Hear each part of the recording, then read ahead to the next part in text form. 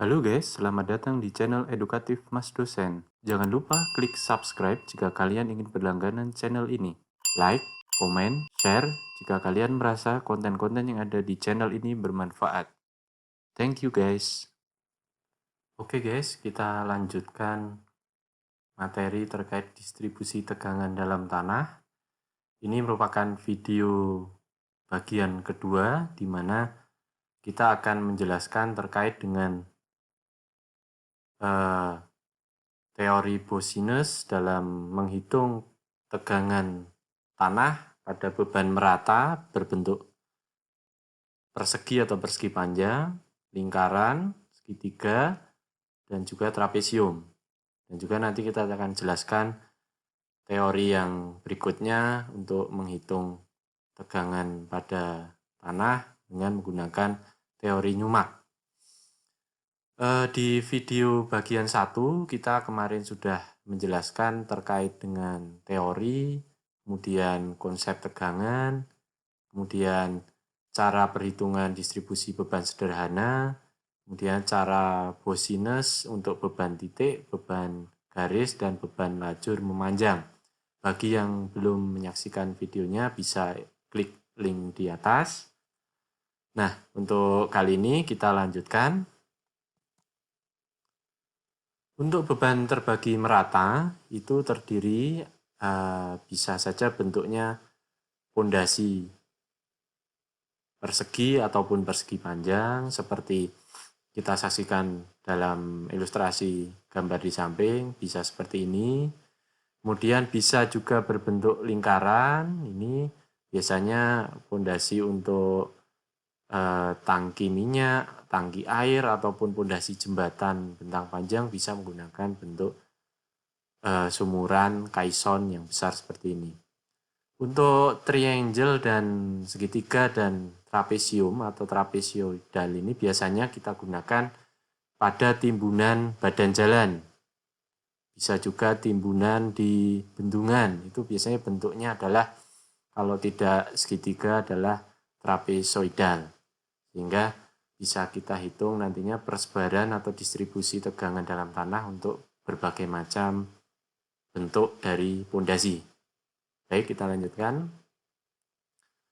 Untuk bentuk yang pertama yaitu persegi atau persegi panjang, itu bisa kita distribusikan seperti ini, kita gambarkan. Ini adalah pondasi kita, kemudian yang akan kita tinjau adalah titik Z di kedalaman tertentu, yaitu Z dari permukaan tanah. Nah, di sini beban merata nantinya adalah bersifat fleksibel. Tegangan yang dihitung adalah tegangan pada titik sudut di bawah beban, di bawah sudut beban. Jadi yang apabila ini pondasi persegi kita atau persegi panjang, yang akan kita hitung adalah persis tegangan di bawah sudut dari pondasi kita.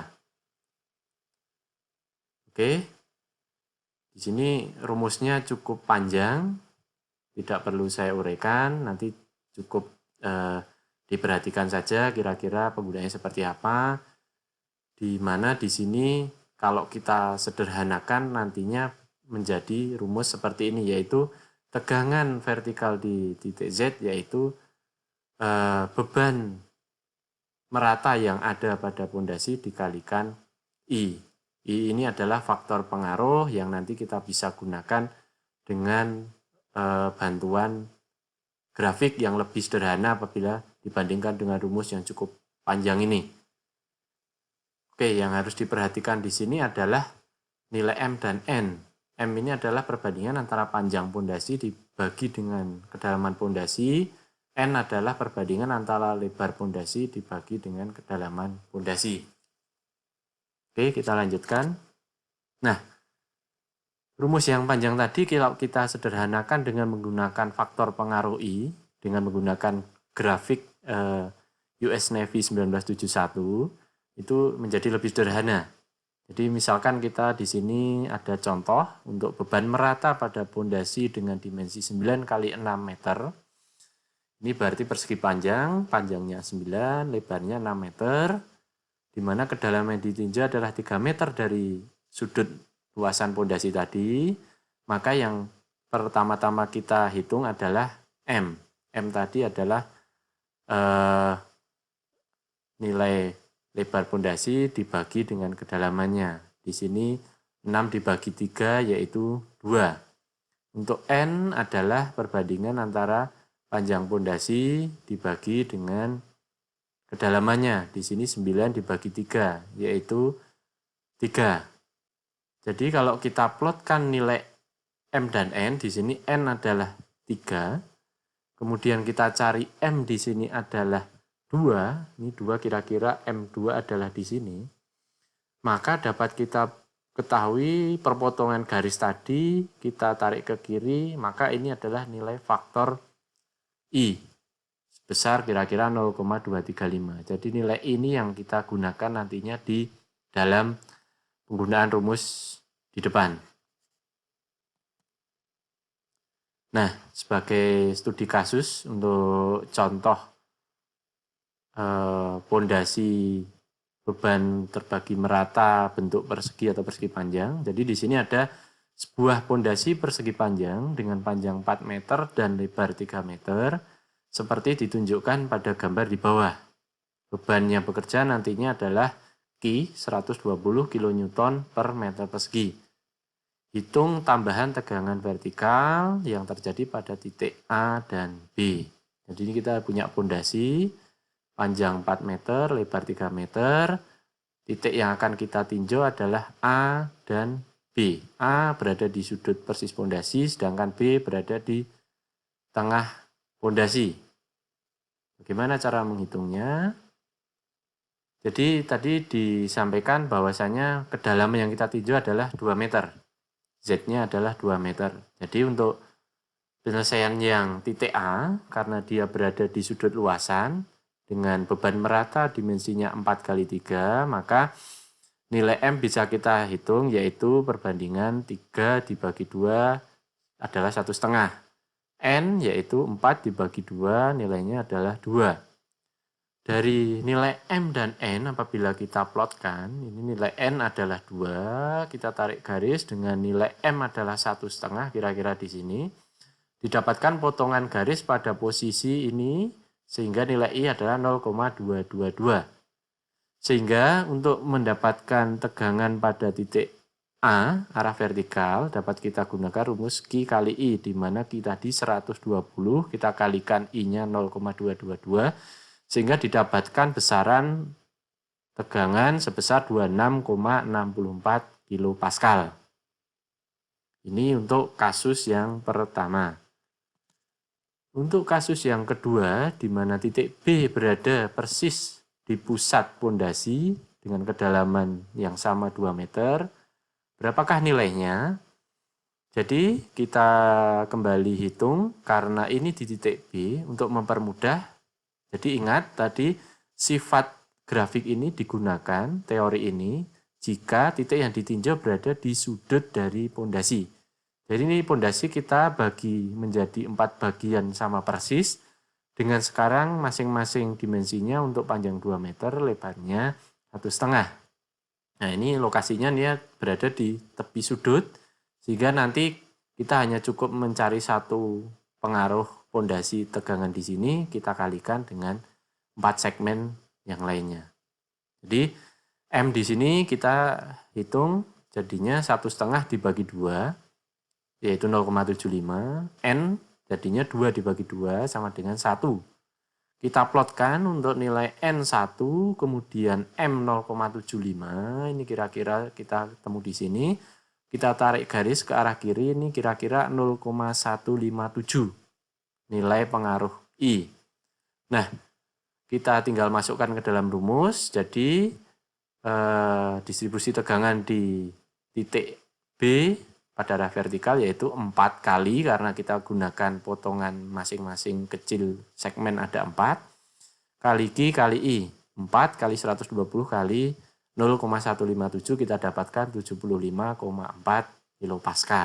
Jadi cukup mudah perhitungannya jika kita dibantu dengan menggunakan grafik tersebut. Oke, kita lanjutkan. Untuk pondasi berbentuk lingkaran. Ini biasanya bisa berupa tangki air, tangki minyak, ataupun pondasi cerobong asap dan lain sebagainya. Kita ilustrasikan seperti ini, di mana beban merata nantinya yang bisa kita tinjau di titik kedalaman Z meter persis di pusat dari lingkaran.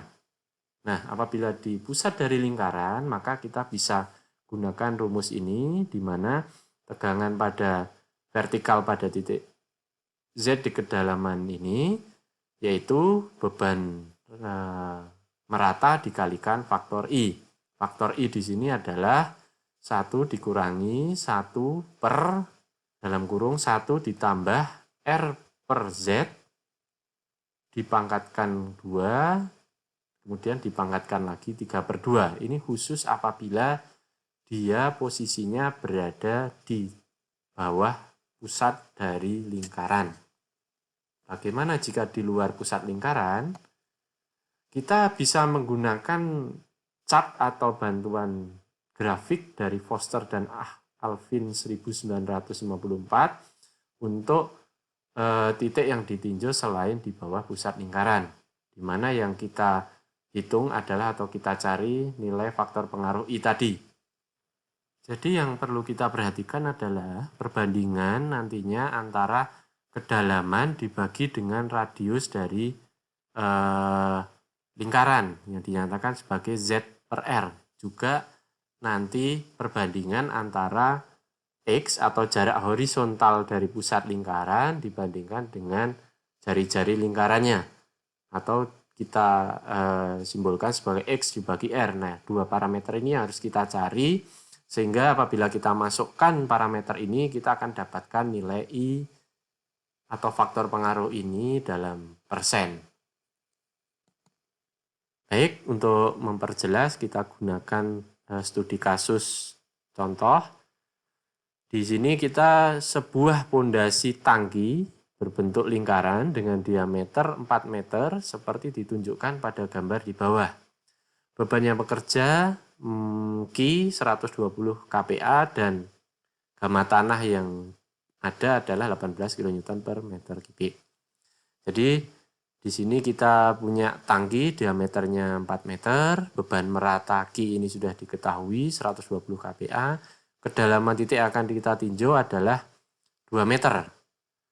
Ini ada dua titik A dan B, A tepat berada di pusat lingkaran, B di tepi dari lingkaran. Nah, ada dua kasus yang diminta. Yang pertama, pondasi tangki berada di permukaan tanah. Yang kedua, pondasi tangki pada kedalaman 1 meter. Bagaimana penyelesaiannya? Untuk pondasi tangki dengan titik A persis di bawah pusat lingkaran, ini bisa kita hitung dengan cara sebagai berikut. Jadi kita ketahui dia kedalaman tanah Z 2 meter, kemudian jari-jari dari tangki adalah 2 meter juga. Dengan kondisi X tadi karena berada tepat di bawah pusat lingkaran dia 0, sehingga perbandingan Z dibagi R adalah 1 dan X dibagi R adalah 0. Dari grafik atau chart ini kita tarik tadi bahwasannya kita punya angka Z per R1, kemudian kita punya angka X per R adalah 0, sehingga kita dapatkan di sini nilainya sebesar 64% nilai I-nya. Sehingga penambahan tegangan pada vertikal pada posisi Z itu kita masukkan ke dalam rumus Q kali I, maka nilainya sebesar 76,8 kPa. Oke, bagaimana dengan posisi B ini? Bagaimana tegangan yang terjadi di sini?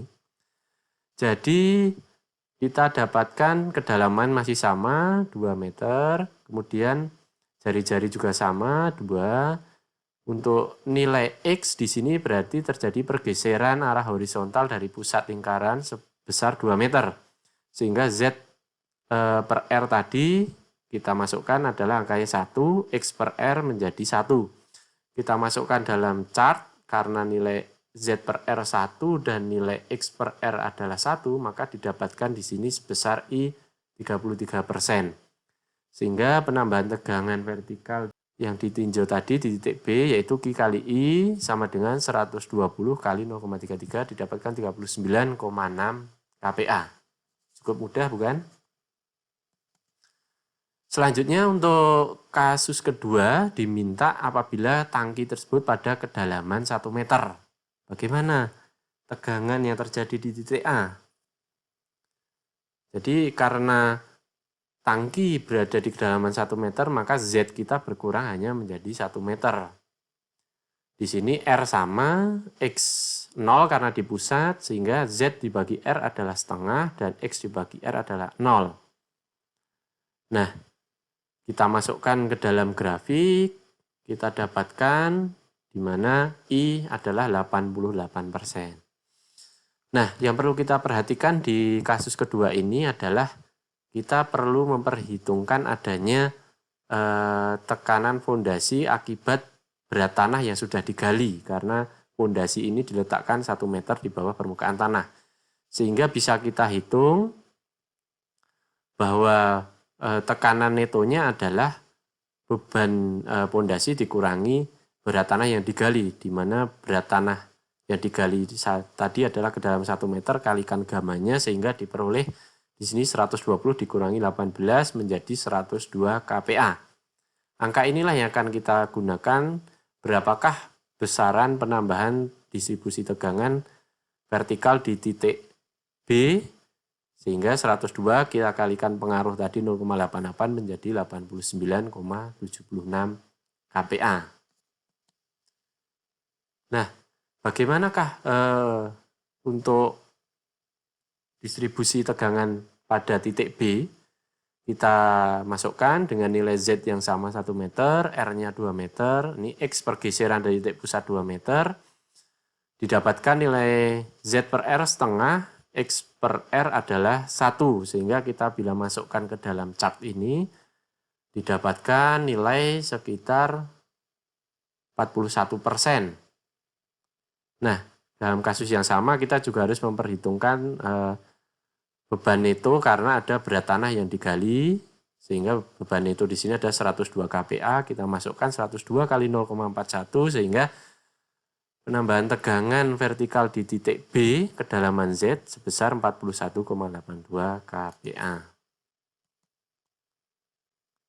Oke, kita lanjutkan. Jadi selain solusi di depan tadi, ada beberapa alternatif solusi yang digunakan untuk kasus yang kedua di mana tangki pada kedalaman 1 meter.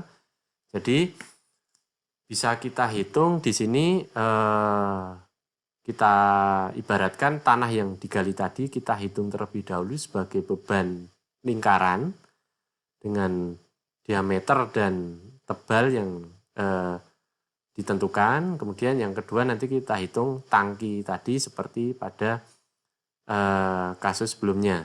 Di sini kita hitung terlebih dahulu, jadi tanah yang digali tadi kita mempunyai berat sekitar 1 meter kali 18 sehingga dia tekanannya adalah 18 kPa.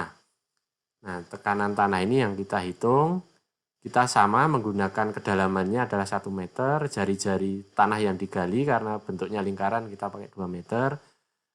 Titik yang ditinjau di titik A tidak terdapat pergeseran sehingga nilainya 0. Z per R adalah setengah, kemudian X per R adalah 0. Kita plot di grafik ini dengan Z per R dan X per R kita dapatkan bahwasanya nilai di sini I adalah 88%. Nah, karena tanah ini digali, kita ibaratkan faktor ini menjadi faktor pengaruh minus, sehingga kita masukkan tegangan yang terjadi akibat tanah yang digali tadi adalah 18 kali minus 0,88 sehingga menjadi berkurang tegangannya minus 15,84 kPa.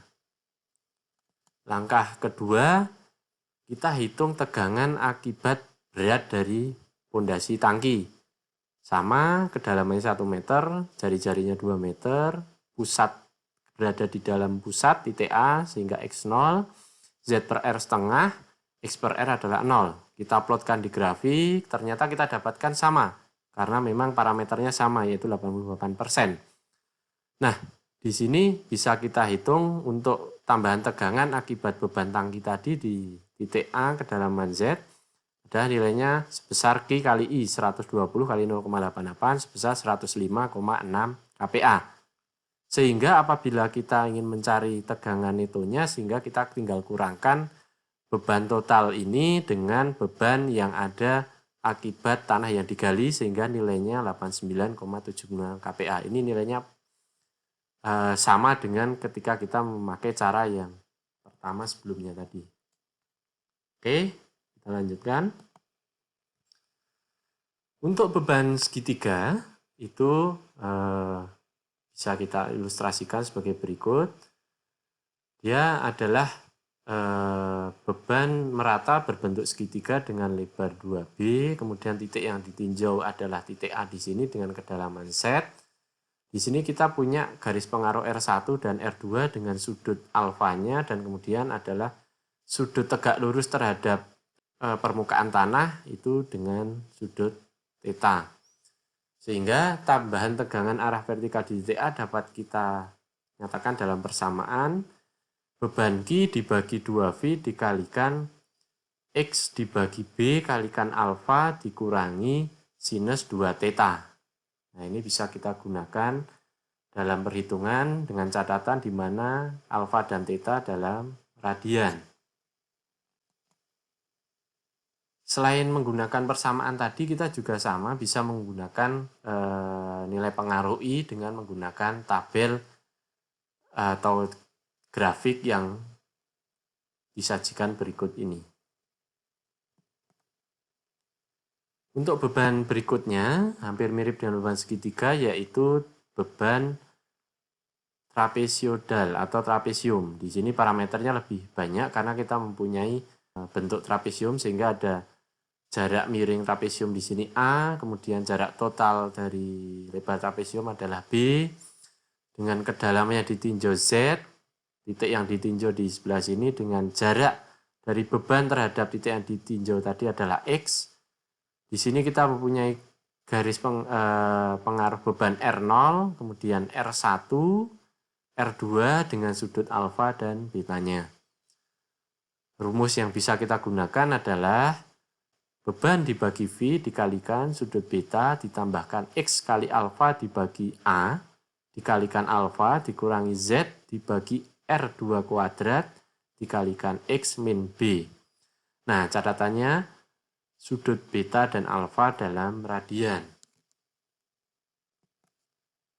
Dengan cara yang sama, untuk mempermudah perhitungan, selain dengan rumus, kita bisa menggunakan grafik yang disajikan oleh Esterberg tahun 1957 dalam US Navy 1971. Nah, ini kita cenderung lebih mudah menggunakan karena kita membaca grafik, menentukan nilai pengaruhnya yang akan kita kalikan nantinya dengan beban yang ada.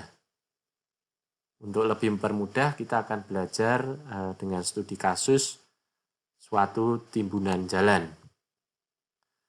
Jadi, diketahui suatu timbunan jalan dengan tebal 5 meter, lebar atas 9 meter, serta lebar bawah 19 meter seperti pada gambar di atas. Kemudian pertanyaan adalah hitunglah tambahan tegangan di titik B. Titik B berada di luar dari badan timbunan jalan.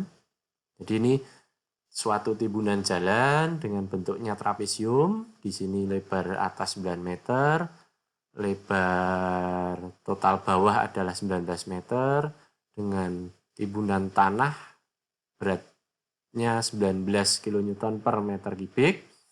Titik yang akan kita tinjau adalah 5 meter di titik B.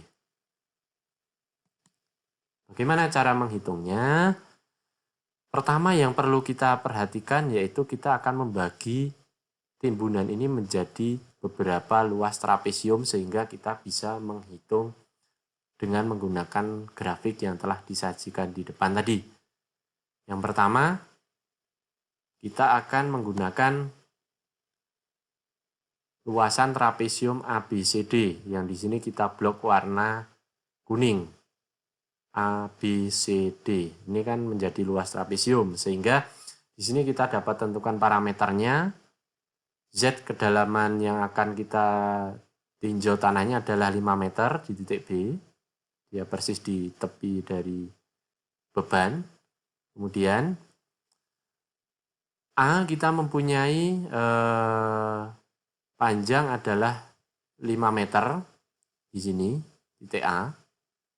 Kemudian titik B ini 15 meter, sehingga perbandingan A dibanding Z kita punya adalah 1, B dibanding Z adalah 3. Nah, angka-angka inilah yang kita plot nantinya ke dalam grafik di depan tadi dengan melaksanakan atau membandingkan parameter AZ, BZ sehingga kita dapat tentukan nilai I sebesar 0,49 dari grafik. Langkah kedua, kita menentukan trapesium yang kedua. Kita potong karena tadi luas sebenarnya akan kita hitung adalah luas yang ini. Tapi kita menghitung secara luas keseluruhan ABCD, maka kita butuh luas pengurang, yaitu di sini adalah AEFB atau kita blok merah. Sehingga di sini kita punya parameter yang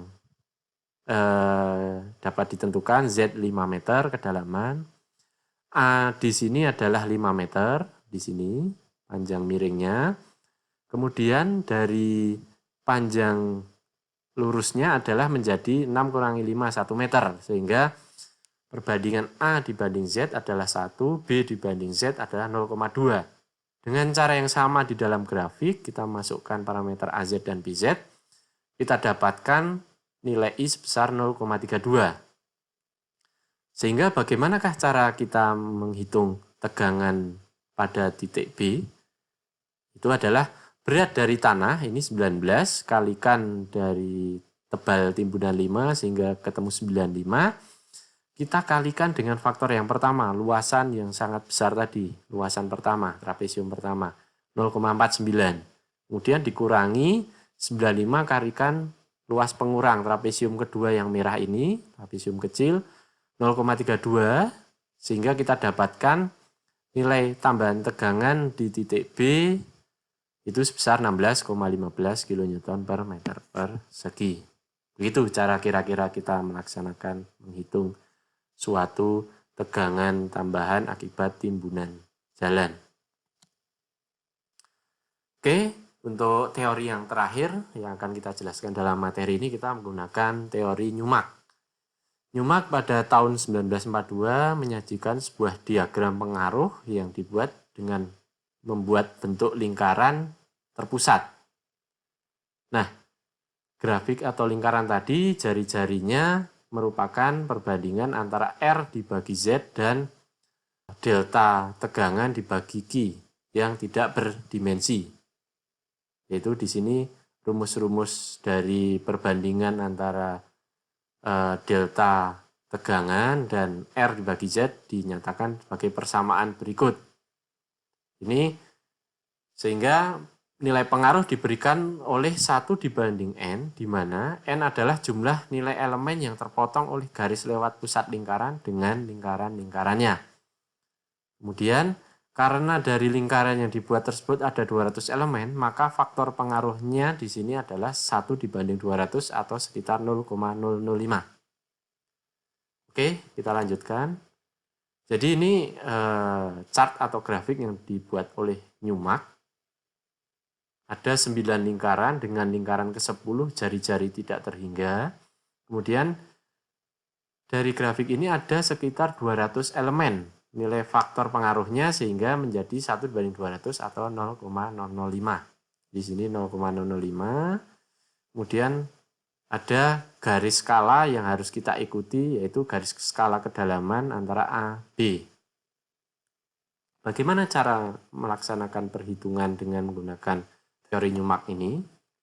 Langkah-langkahnya yaitu kita harus tentukan kedalaman titik Z yang akan kita hitung tegangan vertikalnya. Sehingga Z tadi kita buat sebagai garis A, B. seperti dalam chart atau grafik Newmark.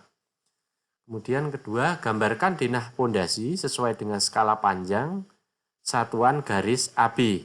Jadi kita harus buat pondasi tadi dalam satuan garis AB. Kemudian ketiga, letakkan gambar atau bidang beban yang berskala ini, yang skala nomor 2 kita sudah buat, di atas grafik Newmark, di mana titik yang ditinjau diletakkan di tengah atau pusat lingkaran grafik Newmark. Jadi harus berada di pusat lingkaran grafik Newmark. Yang keempat, hitung jumlah elemen yang tertutup oleh pondasi tersebut, misalkan ada N elemen. Yang kelima, tambahkan tegangan pada kedalaman Z dengan menggunakan persamaan delta tau Z sama dengan jumlah elemen kalikan bebannya kalikan faktor pengaruhnya. Untuk lebih mudah, kita belajar menggunakan studi kasus. Di sini kita mempunyai pondasi dengan ukuran 4,5 kali 4,5 meter pada kedalaman 5 meter di bawah muka tanah. Beban yang bekerja pada pondasi 200 kN per meter persegi. Nah, ini pondasi kita ukurannya persegi 4,5 kali 4,5, kemudian kedalamannya 5 meter. Maka nilai kedalaman Z 5 meter tadi kita plotkan dalam panjang AB dalam grafik, yaitu sebagai satuan 5 meter. Oke, karena ukuran pondasi yang simetris, maka kita hanya cukup memasukkan 1/4 ukuran pondasi yang digambar, sehingga nantinya bisa kita cari masing-masing pusat dari pondasi dalam grafik Newmark ini, kita kalikan nantinya faktor jumlah elemennya 4 kalinya. Di sini kita plotkan bahwasanya lebar dari pondasi tadi adalah 4,5 meter, kita plotkan dalam garis ini, di mana ini tadi adalah sekitar 5 meter panjang garis AB. Kita plotkan lebar pondasi kita tadi panjangnya sekitar 4,5 meter di sini. Lah, kotak pondasi inilah yang akan kita gunakan sebagai gambar dalam grafik Newmark untuk menghitung jumlah elemen yang terpengaruh. Jumlah elemen kita hitung secara manual, diperkirakan kira-kira jumlah elemen yang ada adalah 13,9 elemen dari luasan yang ada tertutup oleh garis merah ini. Maka untuk menghitung tegangan pada titik yang dimaksud, maka ada 4, karena jumlah elemen kita potong hanya satu pondasi saja yang kita hitung. Sebenarnya kita ada 4 di sini, tapi sama saja. Dikalikan jumlah N atau elemen yang terpengaruh 13,9 kalikan 200 adalah bebannya tadi, kalikan influence faktornya di sini 0,005, sehingga didapatkan nilai 56 kN per meter persegi. Nah, ini kira-kira bagaimana cara menghitung tegangan, distribusi tegangan dengan metode Newmark. Mungkin cukup sekian kuliah materi hari ini terkait dengan distribusi tegangan. Baik di video part 1 maupun part 2 ini, saya harapkan rekan-rekan semuanya bisa memahami dengan lebih baik karena diberikan beberapa studi kasus, contoh soal, dan penyelesaiannya. Jangan lupa untuk subscribe, like, dan share channel Mas Dosen. Jika kalian merasa terbantu dengan channel ini, stay smart, stay safe, and stay healthy. See you on next video. Bye.